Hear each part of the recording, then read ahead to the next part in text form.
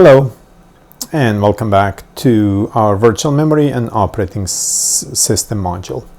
In the previous segments we have introduced our page memory system and introduced page tables as a way of managing that virtual memory system. We also talked about the analogy of going to a library, and instead of, when we walk into a library, instead of just going straight for the bookshelves trying to find a book that we want based on the title that we have jotted down, we go to the catalog first. If we went straight to the stacks, to the bookshelves, it would take us a very long time to find our title. We really don't know where to start, so we would have to search for a long time.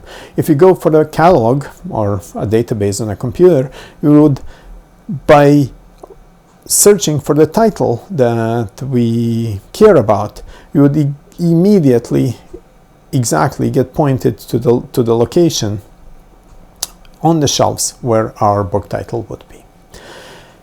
So that is what got us to our page tables and page table entries.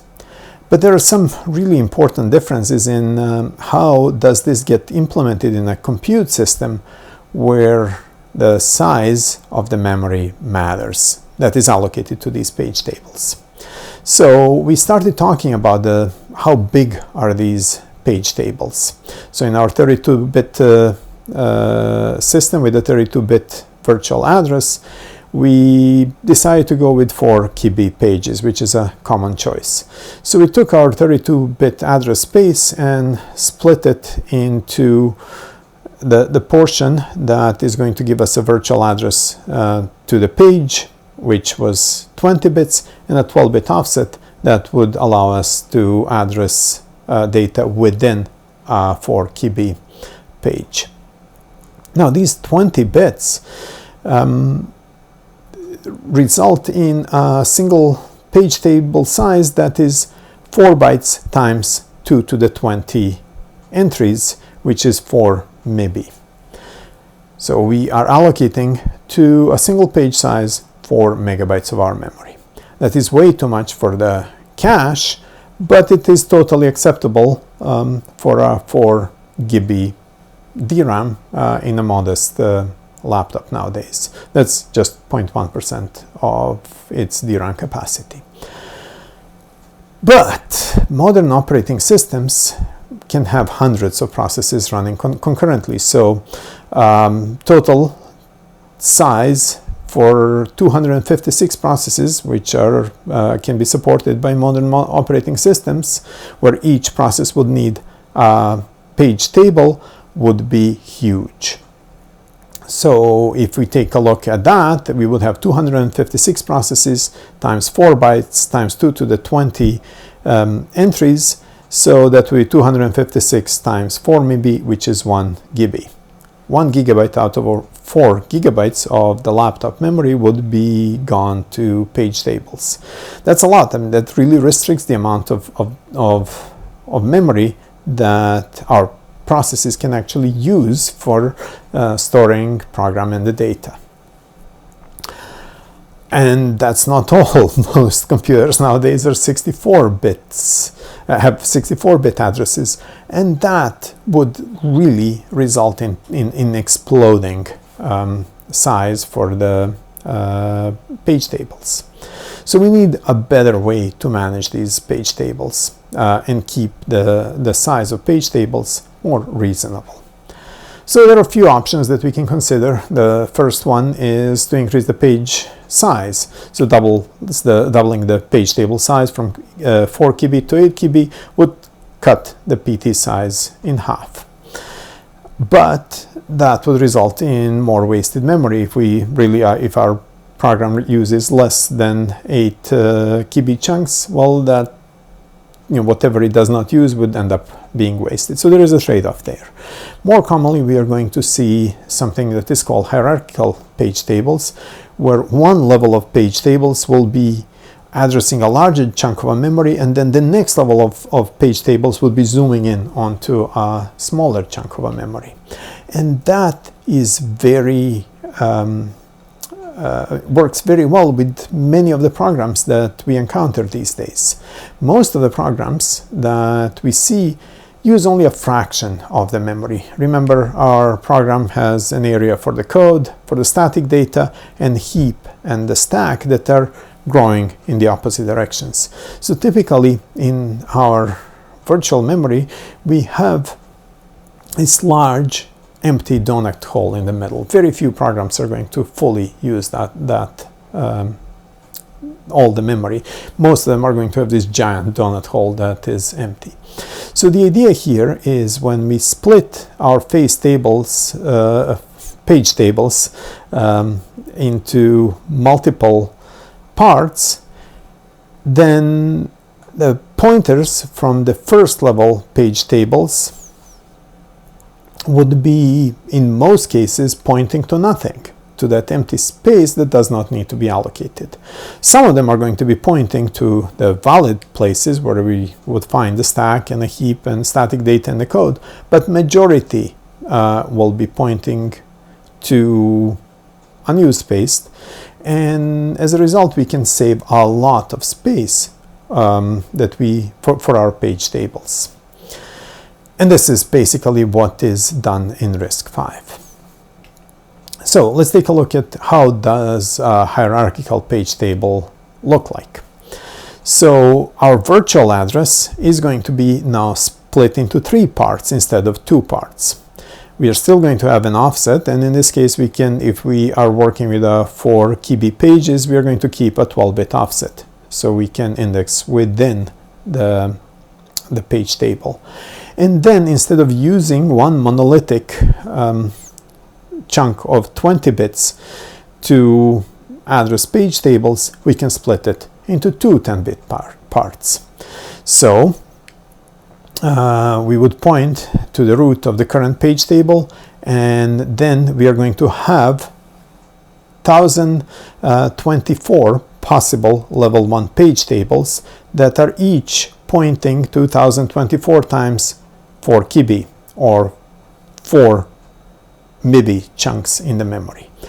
Now they would be pointing to level 2 page tables, where each one of them would be pointing to 4 KB.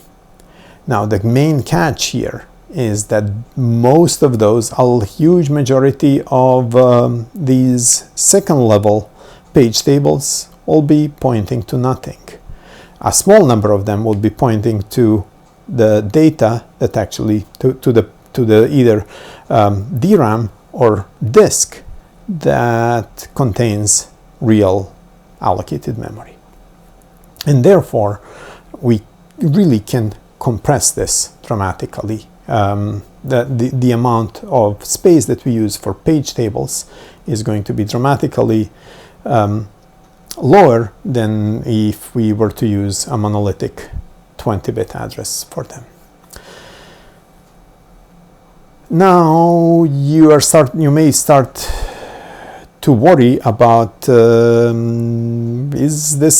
are we going to store this huge data structure? This looks like we're building a data structure. Generally, it is not that big of a deal. The key thing that we care to store about is this root of the current page table, the pointer to the very first entry into the level 1 page table. That is the only thing that sets everything up, since the paging system is set in a very rigid way where we actually really allocated exact number of bits for the offset and each of the levels of the page tables, then just by knowing where to start sets up this whole tree.